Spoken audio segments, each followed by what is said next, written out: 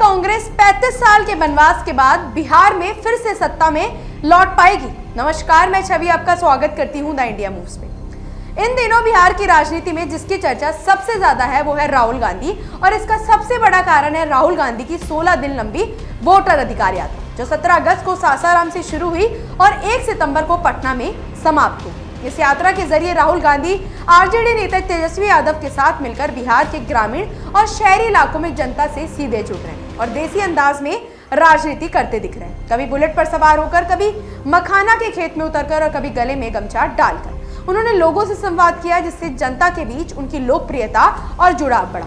इस यात्रा में प्रियंका गांधी भी सक्रिय है और महिला मतदाताओं को जोड़ने में अहम भूमिका निभा रही है। बिहार में कांग्रेस पिछले 35 साल से सत्ता से दूर है और लगातार अपने जनाधार को खोती रही है, लेकिन राहुल गांधी ने इस यात्रा के जरिए पार्टी को फिर से मजबूत करने और अपनी पार्टी की जमीन बनाने की रणनीति बनाई।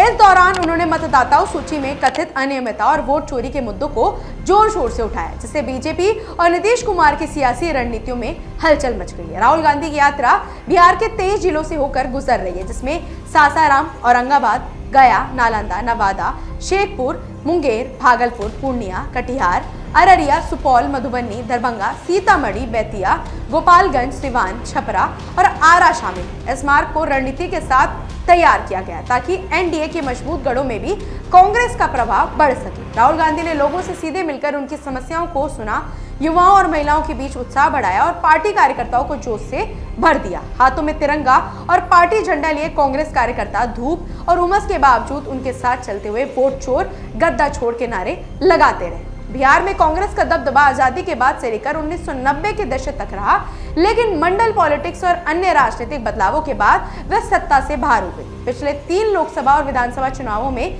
कांग्रेस का प्रदर्शन कमजोर रहा, वोट शेयर 10% से कम और सीटें सीमित रही। राहुल गांधी ने बिहार की स्थिति को समझते हुए आरजेडी के साथ गठबंधन बनाए रखा और अपनी यात्रा के जरिए पार्टी को ग्रामीण और पिछड़े वर्गों तक जोड़ने की रणनीति बनाई।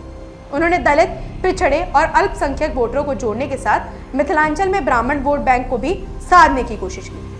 यात्रा के दौरान युवाओं और महिलाओं की भारी उपस्थिति ने कांग्रेस कार्यकर्ताओं और नेताओं में उत्साह भर दिया। राहुल गांधी के देसी अंदाज और सीधे जनता से जुड़ने के तरीके ने बिहार की सड़कों पर पार्टी की सक्रियता दिखा दी और बीजेपी जेडीयू गठबंधन के लिए चुनौती खड़ी कर दी है। हालांकि ये तय है कि 35 साल का वनवास खत्म करना आसान नहीं है, लेकिन इस यात्रा ने बिहार की सियासत में कांग्रेस का नाम फिर से जीवंत किया है, जनता के बीच पार्टी की पहचान को मजबूती दी है और आने वाले विधानसभा चुनावों में इसका असर साफ दिखेगा। बिहार की जनता में कांग्रेस के प्रति उम्मीदें बढ़ी हैं और पार्टी कार्यकर्ताओं में जोश आया है। राहुल गांधी ने बिहार की सियासत में हलचल पैदा कर दी है और बीजेपी जेडीयू को सतर्क कर दिया है। इस यात्रा ने बिहार के ग्रामीण, पिछड़े और युवा मतदाताओं में कांग्रेस की वापसी की संभावना को फिर से उजागर कर दिया है। अब सवाल यही है कि क्या राहुल गांधी और कांग्रेस 35 साल के वनवास को खत्म कर पाएंगे?